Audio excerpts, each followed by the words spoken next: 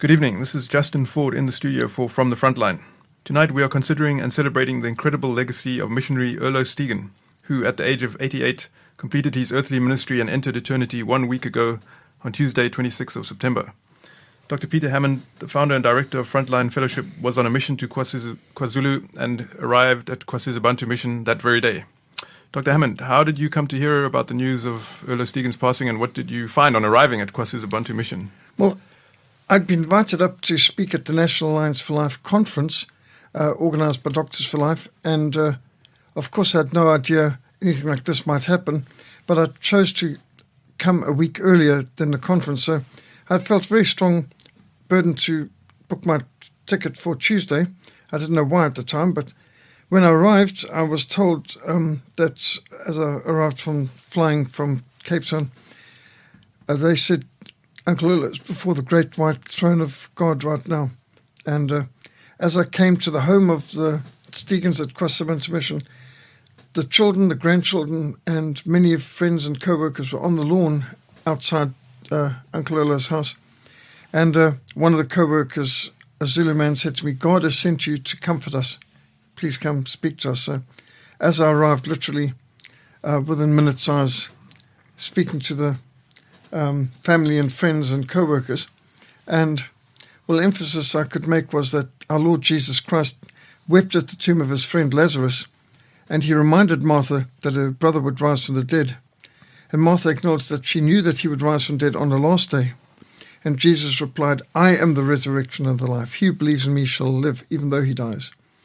And that this is a great day for Uncle Erlo. We have lost a great leader and a great friend and a great example of excellence, but he has gained everlasting life and a well done, good and faithful servant. So, yes, we know that this is a great loss for us, but this is no loss for Uncle Erlo. And we live in the land of the dying, but he is now in the land of the living. Now, we often think of people who've died as they're going to the land of the dying, but no, our land is the land of the dying. Heaven is the land of the living. They don't even have sleep there. They are more alive than we are in so many ways. So I was able to point out to them what I'd been reminded after we had cared at home for my wife for many months with her suffering from cancer and chemo. And Uncle Erlo lost his wife to cancer back in 1997. Now, the Stegen family, his 6 daughters, his sons-in-law, and his 25 grandchildren have been diligently caring for him for 2 years of ill health. The doctor who lives on a mission station there, Dr. Albie van Eerden, who's also president of Doctors for Life, I asked him, what did Uncle Erlo die of? And he said, well, old age, but on the, he's 88 years old, on the death certificate, it says multi-organ failure, specifically respiratory and renal failure, total renal failure. There was no renal function whatsoever at the end. And he is having trouble breathing. They had to maximize the oxygen levels, absolute maximum, and he's struggling to breathe at the end. So his family knew this, and they were all, that his minutes were numbered. So the whole family was gathered around his bed, praying and singing with him in his last hours. So I knew what it's like to pour heart and soul into caring for a loved one at home. Dr. Albie said he would have died 2 years ago if he had stayed in the hospital. Only his family's diligent care has kept him alive the last 2 years. So that's quite an extraordinary achievement that his family's so diligently cared for him through 2 years of ill health, being bedridden at home. He couldn't have asked for more loyal and loving daughters, or sons-in-law for that matter. And I remember hearing from somebody years ago, back in 1997, a man said, Erlo Stegen's too strict. When his daughters turn 18, he'll never see them again. And yet, Erlo Stegen had all 6 of his daughters, sons-in-law, and his 25 grandchildren all living in and around his home. I mean, that's extraordinary. How many people in South Africa can say their children are even in the country, let alone in their home? So what a testimony that is, and extraordinary experience to see grown men, Zulus, crying, and just the emotion you can imagine. There's a lot of grief and a lot of sadness at Sizabantsu. I mean, we've lost a lot. There's a great sense of shock and loss and grief. Even though it wasn't much of a surprise, he was sick. we knew that he couldn't last forever. But an 88 is not bad innings to speak in cricket term. The Lord poured so much into his years. And in December last year, we celebrated 70 years that Erlo Stegen been ministering. He's been preaching since he's 18 years old, mostly preaching in Zulu. In fact, it's funny, you'll have Erlo Stegen preaching in Zulu, and you might have a Zulu man translating into English. His Zulu was so good that the king of the Zulus, King Goodwill Zwelithini, says the best Zulu is spoken of by Uncle Erlo. I learned my Zulu and my diction from him. He is the best Zulu speaker in the kingdom.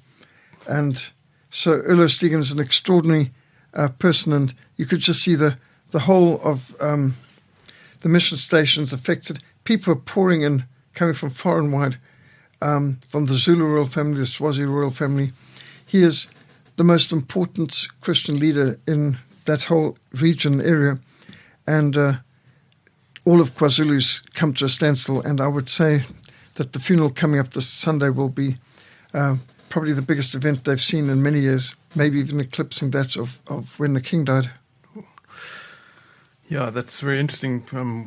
That this is actually a major event for the Zulu nation. Very much. Yeah. Yes. Dr. Hammond, you've had a long, close relationship with Erlo Stegen for many years. How did you first come to meet him and come into contact with his ministry and his work? Well, interestingly enough, I was in the army doing my Bible study and prayer fellowship back in 1980 when Maurice Pretorius came in. Maurice Pretorius is a co-worker at KSB and actually is Uncle Erlo's favourite translator. There's many a sermon that was given by Erlo Stegen where he had preached in English and in Zulu, and Maurice, who's Afrikaans, would be translating it to English. But Maurice's Zulu and English was so good. And Maurice Pretorius, a fellow soldier, part of my Bible and prayer fellowship, told me about KwaZulu.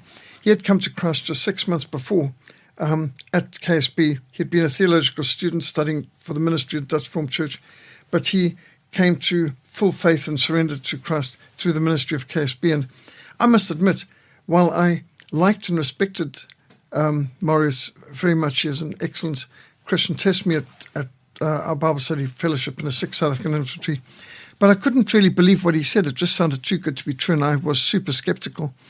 But that's the first I heard about KSB.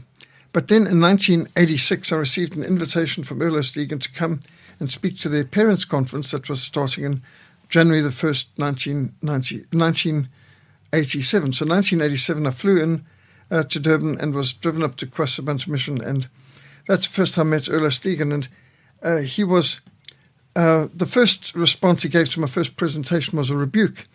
He told me I'd spoken too short. I as a good Baptist student to just come out of theological seminary, I made sure my message wasn't more than 20 minutes, and with translation even. And so he said, we're not playing around here. Don't give us sermonettes. We want the full thing. And he then spoke for quite a while, expounding on what I'd said, and said, next time we expect a full message from you, not some abbreviated thing.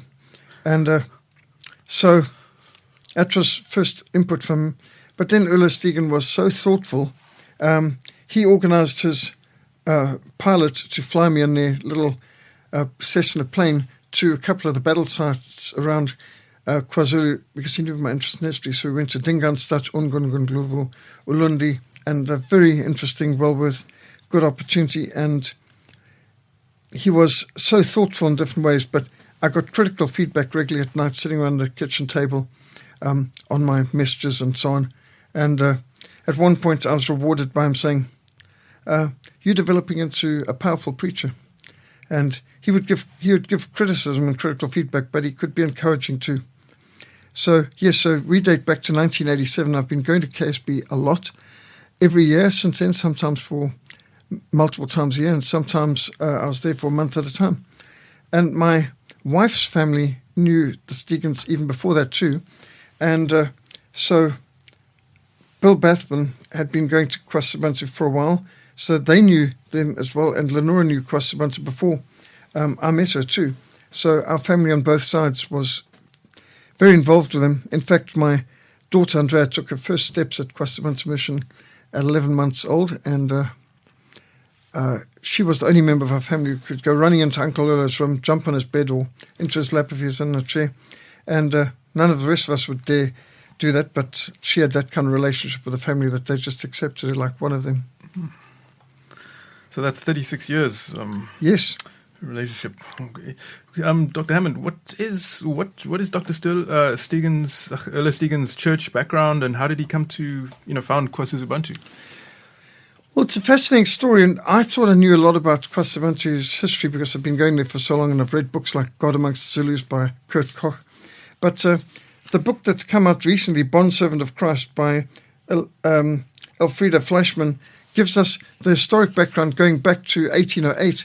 So Erlo Stegen's family background is Lutheran, and it grew out of a revival in northern Germany, connected with Louis Harms and the Hermannsburg mission, which is called the North German Mission. And they started the North German Missionary Society in Hamburg, started in 1834. So we're talking about 190 years ago. They really had a vision that grew out of the revival they had in northern Germany of sending missionaries to Africa. And Louis Harms saw the cost of sea tickets was so high, he worked out it was cheaper to just build their own ship because they wanted to send out whole communities, not just a single missionary. And the vision was a good vision of sending a whole community over to be the farmers, the carpenters, the bricklayers, all working together, supporting the missionary. So the missionary wouldn't be on his own. He would be as part of a community, self-supporting, self-sustaining missionary model where they've got the teachers, they've got the nurses, they've got a whole community there that can go into a community and help the pastor in the discipling of that community. And so Erlo Stegen's great-grandparents came out on the Candace. That's the name of the ship. Candace named after the Queen of Meroe, or Northern Sudan, who came to Christ through the Ethiopian eunuch converted to Christ in Acts chapter 8 by the deacon Philip. And from there, you can see the Candace ship, that's the name, brought whole communities out to Kwasi's Ubuntu. And Erlo Stegen, therefore, is a third-generation German born within South Africa. His great-grandparents came out as the early missionary settlers who came out to be a support to the missionary work. So his family were farmers. They all came from the Lutheran background. And he, when he needed to get his theological training, he went to the Lutheran Theological Seminary.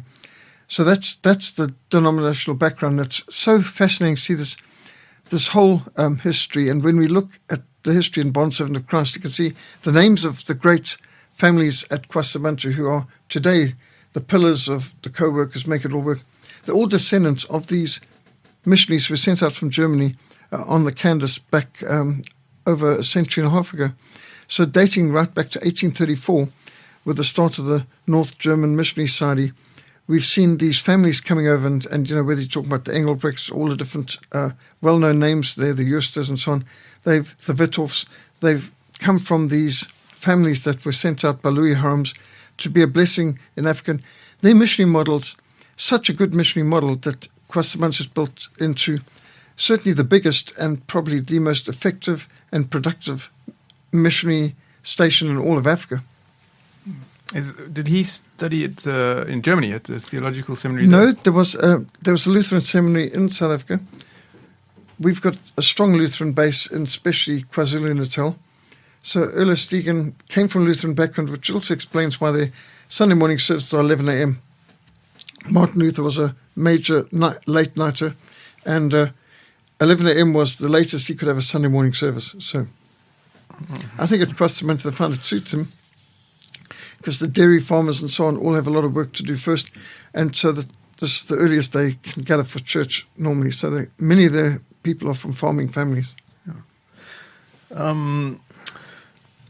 Kwasi's Ubuntu mission has been targeted for much slander and abuse in the media, and Erlo Stegen has been at the center of a number of controversies.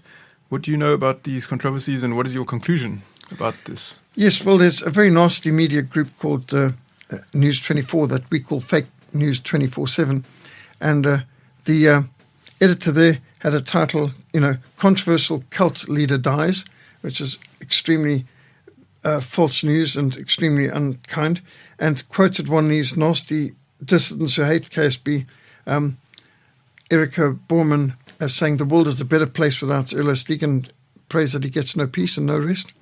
So that's the kind of hostility you get from some sides.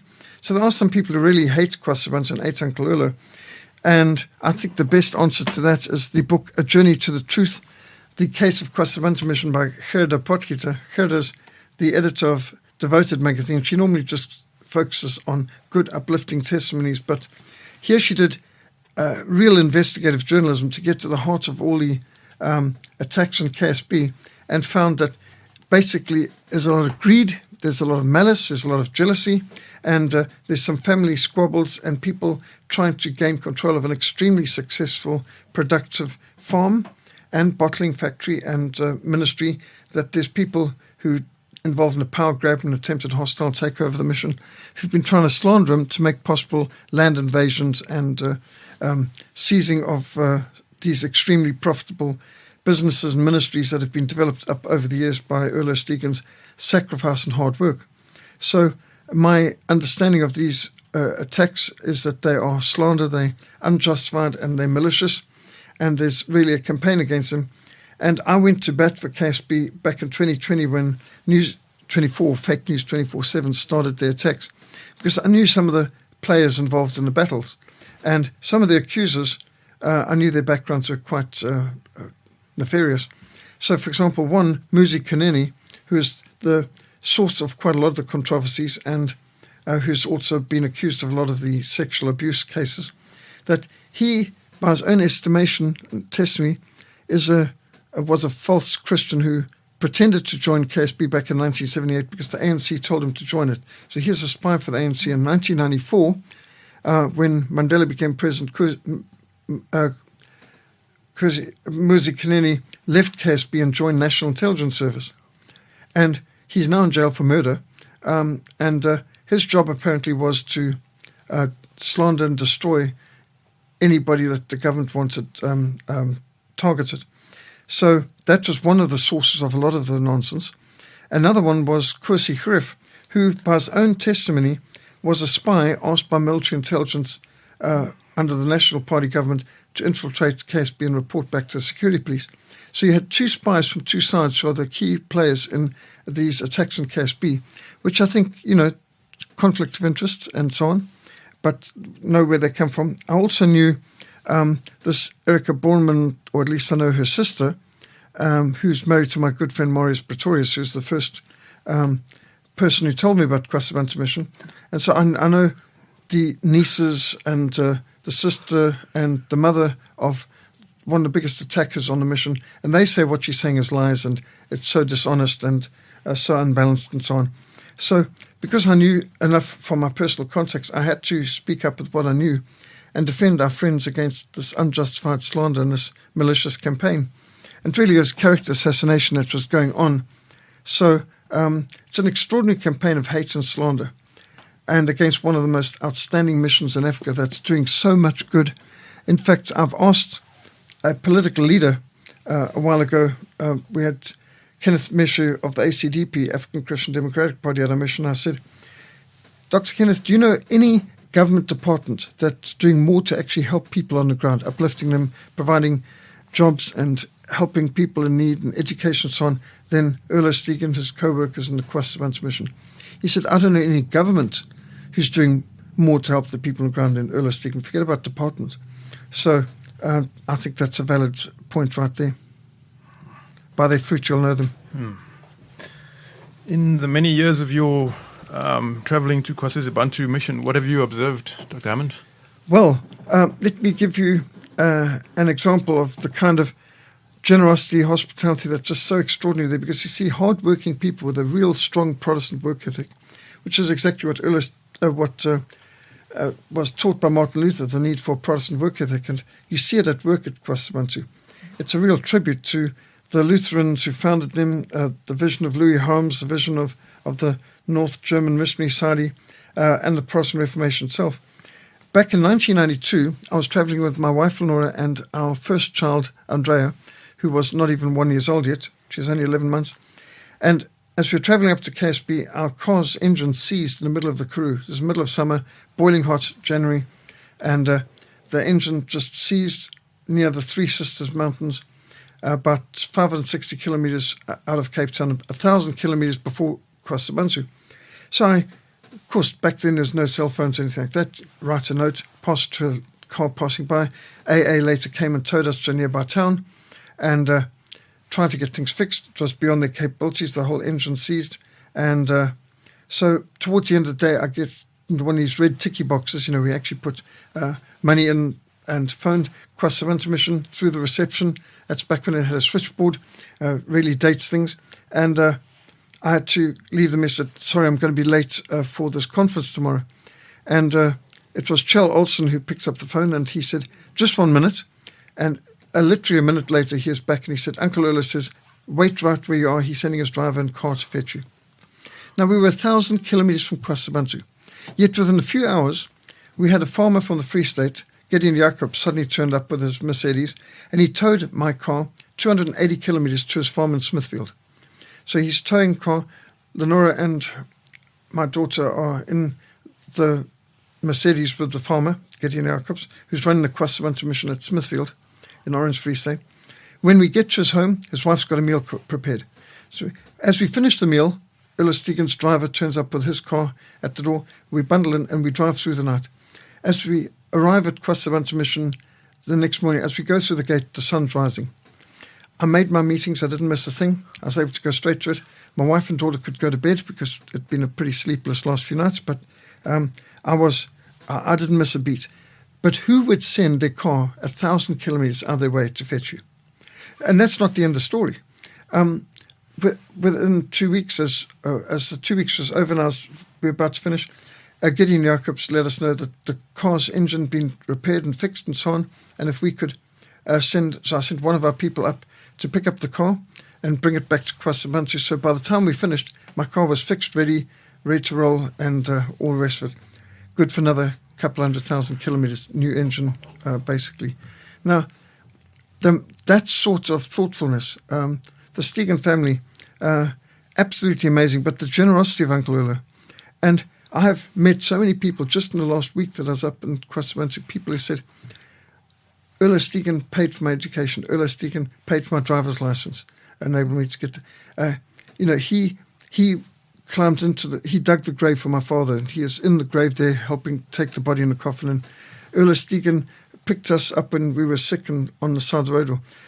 When my husband died, my Erlo Stegen came then, brought us the food we needed, hired a tent for us to accommodate family and friends for the funeral, and helped cover all the costs and things like this. The amount of people who, my life was ruined and wrecked, and he invested in our life and restored us. And there's so many testimonies like that. You walk around Kwasibantu Mission, you meet people who used to be drug addicts, drug pushers, gangsters, criminals. I was counselling one man at the youth conference, and he had hired a hitman to murder his father when he was 18 years old. When this youngster was 18 years old, he hired a hitman to murder his father that he could take over his business. This is a young Indian man from Durban giving me this testimony. There was one woman I met, a large woman who was part of the choir, who had hired a big truck to take all the things she had stolen back to the people she had stolen from as restitution. And there's so many testimonies like this, lives transformed, people changed. They've, over the years, had 18,000 drug addicts come there for rehabilitation. Now, drug rehab is not only difficult, it's expensive. Kwasibantu's freely given people drug addict rehabilitation. 18,000 people, more than 18,000, have successfully come out of drugs as a result of their work. Now, is there a government department anywhere that's done anything remotely to compare? And they've got a whole choir just of youngsters who used to be gangsters and drug addicts and drug dealers. And now they look like trophies of grace. So there's a lot of amazing things there. And so what I've seen amongst other things is the first thing you see as you drive into the mission is everything is clean, neat, absolutely magnificent, well-ordered, well-landscaped. And you can see a lot of love and care has gone into the place. There's a big landing strip in the middle because people come from far and wide and some fly in. And I was once there when one of the planes came in and crashed through the fence and burned out next to a building which today is their workshop, and they've got also crockery and woodwork being done there. And for the whole week I was there, saw this burned out, smouldering wreck of this plane. I mean, things like that did happen. And Kurt Koch once documented a plane crash that happened up there in the mist. It's quite high in the mountains, and often it's misty, and many a time I've driven through the mist to get to KSB. In fact, at one time I thought it permanently lived in the mist, but not always. They've got a 10,000-seater auditorium built by Dr. Philip Stott, the creation scientist. Phenomenal engineering feat. People come from far and wide to see this massive auditorium, 10,000-seater, that doesn't have any pillars. It's self-supporting from its sides. It's got a curved dome and quite an amazing construction. And this burned down in 2008, rebuilt in 2009, and the second is even better than the first, built on the same foundation. So an amazing work, and it's been full. Back in December, when we had 70 years of Erlo Stegen's ministry, it was absolutely packed to overflowing, more than 10,000 people there. And bear in mind, Kwastaband's mission never takes an offering, and they don't charge people to come to their camps and courses. Now, just think of the logistical challenge of providing lunch for 10,000 people. I mean, just the logistics, and they do it. And as we came to this big tent that was on the sports field, the school field, Kenneth Mesh of the ACDP was with me, and he looked and he said, only the Germans could organize like this. And, I mean, he knows what it is to organize rallies and tents and catering. And he is just so impressed, and many people are impressed. The quality of farming, the quality of workmanship, of carpentry, everything at Kwastaband is done well and excellently as unto the Lord. So earlier this year in March, I spoke at a ministers' conference. Over 2,000 ministers from over 60-odd countries around the world came together for the ministers' conference there. And again, nobody charged, free accommodation, free food, and not just food, but good food, feasts in many cases. And in July, I spoke at the youth conference. Over 7,000 young people from all over the country gathered there for the youth conference. Amazing amount of work. And they do this twice a year, hosting youth. So their choir goes all over the world, ministering. They've got outreaches, planting churches and new missions in many different parts of KwaZulu. And they've also got a teacher training college that has students from as far afield as Germany, Belgium, Netherlands, Switzerland, Romania, Russia, Korea, and Cedar College. It's a really excellent teacher training college. I think they're affiliated with the Potchefstroom or Northwest University School of Higher Christian Education. And they also have a school, DSS, which Dominic Servat School, which has sometimes had the top students in a year in the whole country in terms of science and matric. So they've produced some very extraordinary people from their school. There's the radio station, Radio Kwezi, which is the largest Christian community radio station in the country. And it broadcasts 24 hours a day, English, German, Afrikaans, and Zulu. Very effective and popular. Not only that, but they've got shops, they've got carpentry, they've got dairy. They produce high-quality vegetables and fruit, which are sold in Woolworths and export quality and bought by airlines. You know, their avos, their dragon fruit, their pawpaws, their pineapples, just very, very high quality of agriculture.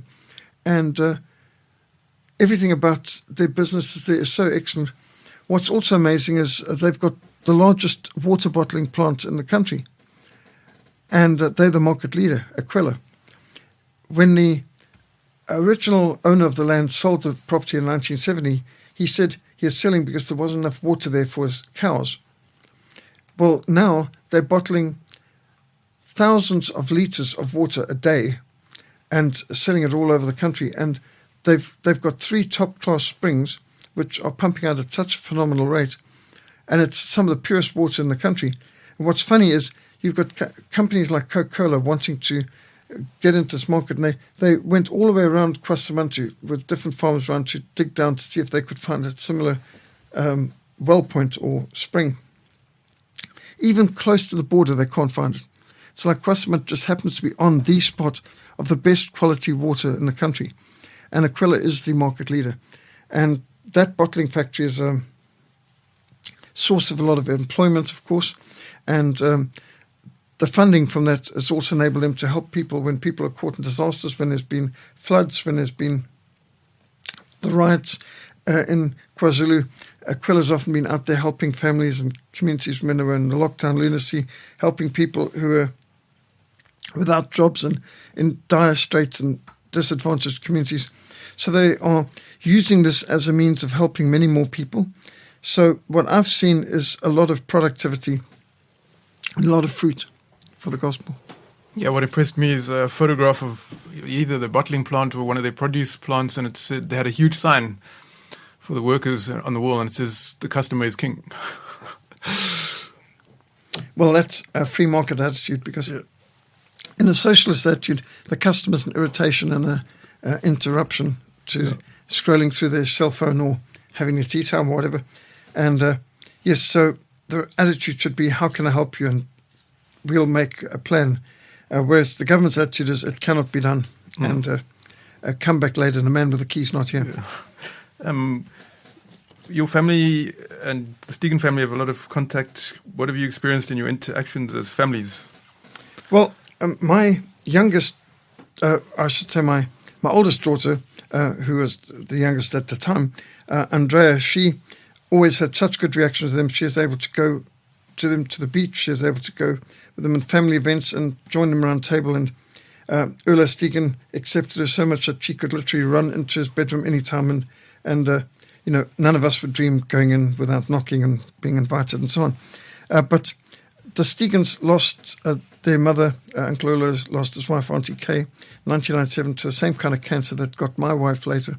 So we felt a real bond that we had to battle caring for ill loved one at home, and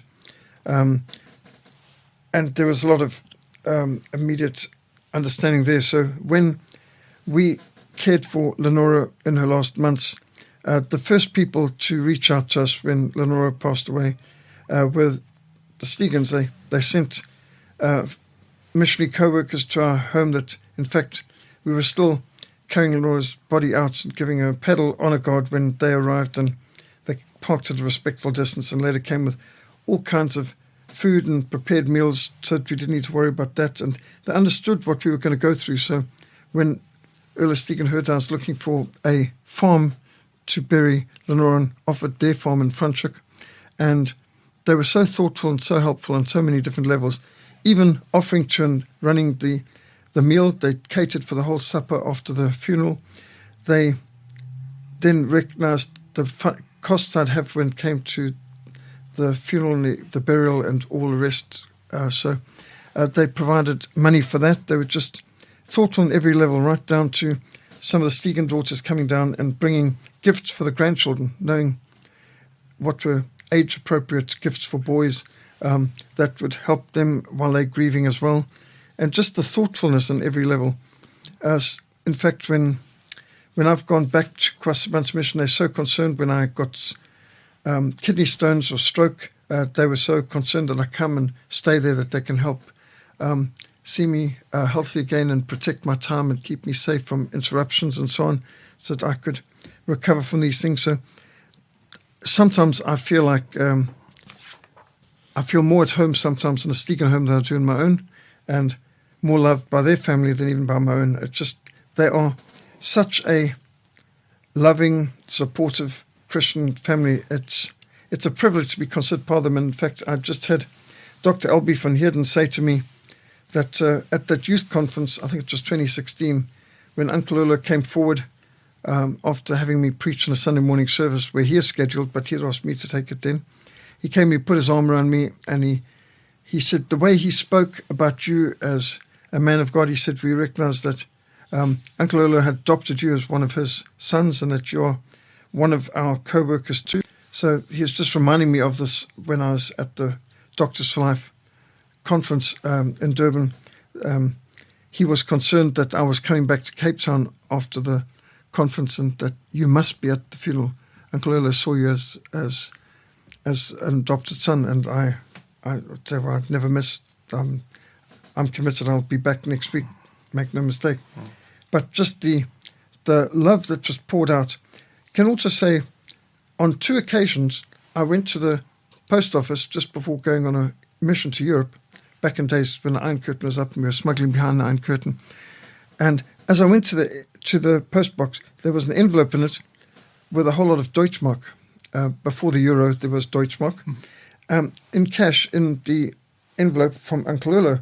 Now, on neither occasion did he know that I was traveling to Europe, let alone going through Germany to East Germany. But that he was so sensitive to the Lord that he would send me cash. And back then, our postal service must have been a lot more reliable, 1980s. It not only did it arrive, but the cash was untouched.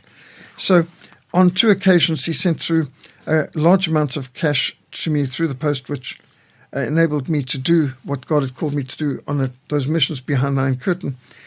That kind of sensitivity, the Stegens have helped on so many levels. When I wanted to do the Reformation 500, he organized the Euro Choir to come. That's over 100 strong youth choir from Europe, down to Cape Town to launch our Reformation 500 year at Frontline and Huguenot Monument. And we organized this massive outreach at the waterfront. We were in the amphitheater there, and Erlo Stegen opened in prayer, and we had the Euro Choir singing in this busiest of tourist attractions at the waterfront. And in fact, when that started, I had the security people coming saying, "Oh, we've got to shut this down." We had a complaint from a Jewish woman that the man standing up there was mentioning Jesus, and we can't have proselytizing here. And so I asked to see the supervisor. I did every delaying tactic to let Uncle Erlo finish what he was saying, and kept holding these security people at bay. And by the time the supervisor came and was, "Oh, but we have to close this down because this woman complained and he was mentioning Jesus," and I was saying, listen to people. Everyone was singing Amazing Grace at that stage, and the crowd was into it. I said, "Do you want to riot? The people love this." And he said, "Okay, carry on." Well, by then Uncle Erlo had finished speaking, prayed, and he had done what he had meant to do, and I'd kept them at bay.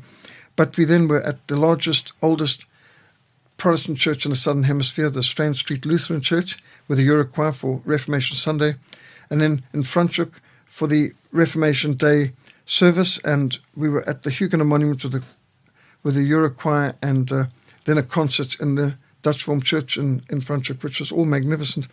And he also saw the Euro Choir came through to Wittenberg for us on the Reformation 500 on October 2017 at Wittenberg, Lutherstown. And so Erlo Stegen believed in what we were doing, and he supported so much. At one time, Erlo Stegen said, "If I was younger, I would have liked to have joined Frontline Fellowship and gone with you to Sudan." Another time I contacted him and I said, did he know of a farmer who could come with us to help teach the people in Sudan good farming methods? He said, "I wouldn't want to give anyone else a task. I'd want to selfishly do it myself." He said, "I'll come and teach people farming." He said all his life he's wanted to do this kind of work, going out. Well, of course, he did so much, planting so many missions all around Zulu and so on. But I think it had gotten a bit tame for him and not violent and risky enough by then. And he started to hanker for doing frontline work. So when I asked him at one point if he had accepted an honorary membership into Frontline Fellowship and be part of our board, he was delighted to say yes, because he said he'd always loved our mission, and if he hadn't been given the mission God had given him, he would have gladly joined this one. So we couldn't have had a closer relationship as far as our families go, and my wife loved KwaZulu and they loved her, and we have had so many good memories. It's just the most productive ministry, and I don't know of anybody who is a better example of excellence or who's been a better mentor than Erlo Stegen. Yeah, so the death of Erlo Stegen, not only a blow to you, but to the mission, of course, is Ubuntu itself. So how are they coping? What are the prospects for the future? Is there any heir apparent to take over the work and continue the ministry of Erlo Stegen?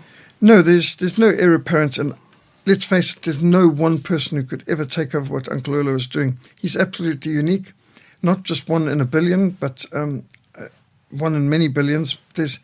Where do you get people like that these days? It's another generation. I don't think there's another 100 missionaries who could do what he was doing. Nevertheless, I think there's good prospects for the future. When Erlo Stegen was asked, what's going to happen after you die, he was not worried. He said, the same God who called him to this work will raise up others, and he's got every hope and expectation that his children and his grandchildren will love the Lord more wholeheartedly and hate sin more than he has, and be more zealous and fervent. So he's got great hope for the future. And I think it's also in some ways a bit of a mercy of God that he didn't take Uncle Erlo away quickly, but there's been a good 2 years of people knowing he's dying, he's not able to continue to everything he did before, and with the renal failure and respiratory failures and some Parkinson's. So many of the people have been stepping in and filling the gap. So for the last 2 years, his children and co-workers have been doing a lot of the work already. And I think you can see the Ministers' Conference, the youth conferences in the last 2 years have been super successful. A lot of things are continuing. The radio ministry, the choirs, the bottling factory, the schools, they're doing so well that you've got to say that he's trained his people well, and there are enough people to fill the gap at this stage. What are the plans for the funeral, Dr. Allen? This coming Sunday, the 8th of October, is going to be the funeral, and it's huge. They already, the Zulu way is that people come to the home and they come to commiserate with you, they come to cry with you, as I say, they come to share, and everyone must be free to say what they want to say. So every night, there are people coming. The first night after Uncle Erlo died, there were at least 100 people in the home. And the whole choir was there to sing to the family, and the families all there, and the children, the grandchildren, the sons and all. People standing up giving their testimonies of what Uncle Erlo did for them and all that when they had no hope, and how he believed in them and he helped them, and he was there for them.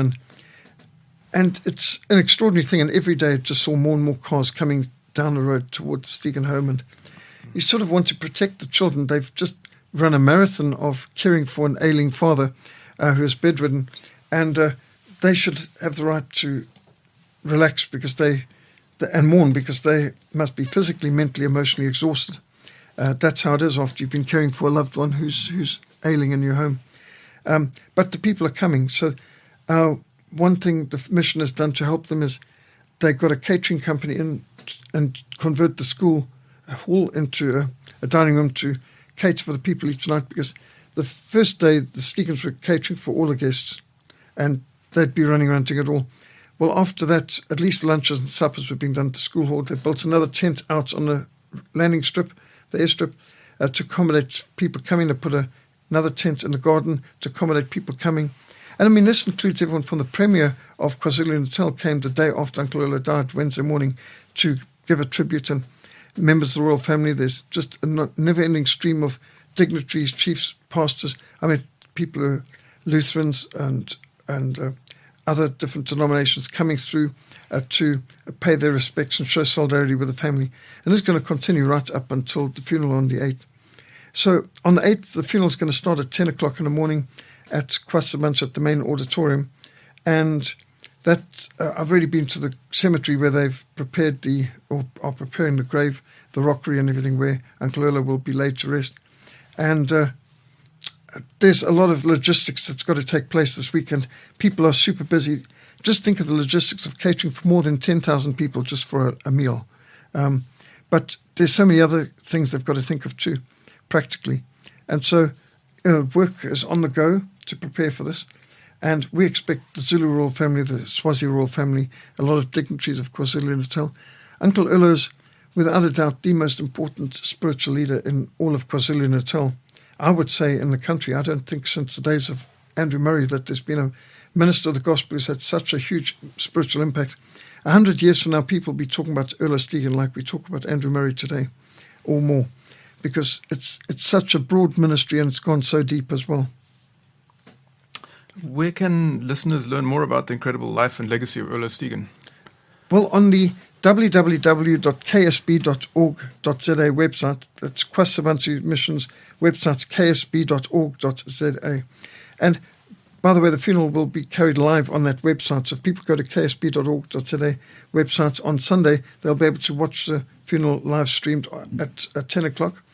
And there's an excellent book that's come out, Bondservant of Christ, Erlo Hartwig Stegen by Elfriede Fleischmann, which you can obtain from Christian Liberty Books. And it's outstanding. It's 300 pages, 209 pictures, most of which are in color. Absolutely extraordinary history. And those who want to get the counter to the hostility and Kwasibantu Slanders can get A Journey to the Truth, The Case of Kwasibantu Mission by Gerda Protkieter, both available from admin@christianlibertybooks.co.za, or you look on the website www.christianlibertybooks.co.za. So those are great sources. Also there's God Amongst the Zulus by Kurt Koch. That's one of the old classics back from the 70s. But I'd say Bondservant of Christ is the best book. And if you go on the Frontline website, you'll see some articles we've written on an example of excellence, a tribute to the life and legacy of Erlo Stegen, and Erlo Stegen, an example of excellence in missions, ministry and revival.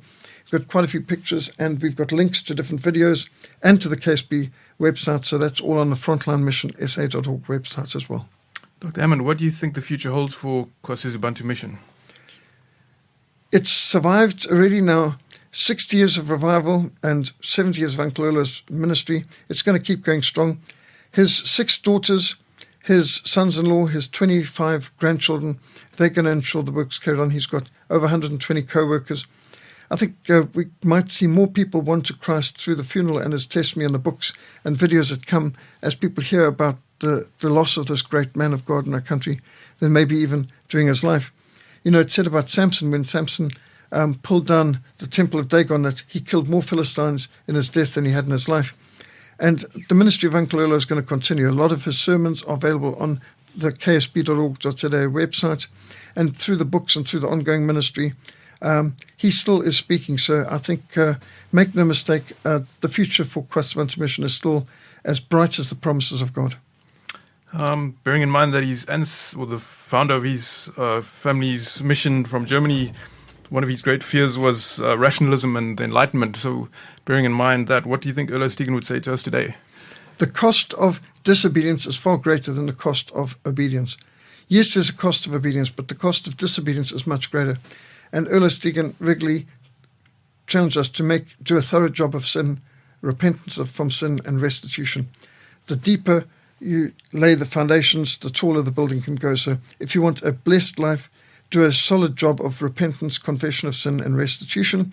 And that's like this, the roots and the foundation. And the better the foundation, the taller the tree can grow, the taller the building can go, and the greater the blessing. So his words, I think, would be, the cost of obedience is serious, but the cost of disobedience is 1,000 times greater. Dr. Hammond, thank you very much for your insights into Kwasibantu and the national treasure that is Erlo Stegen. In closing, I'd like to share chapter 12 and verse 2 from Hebrews.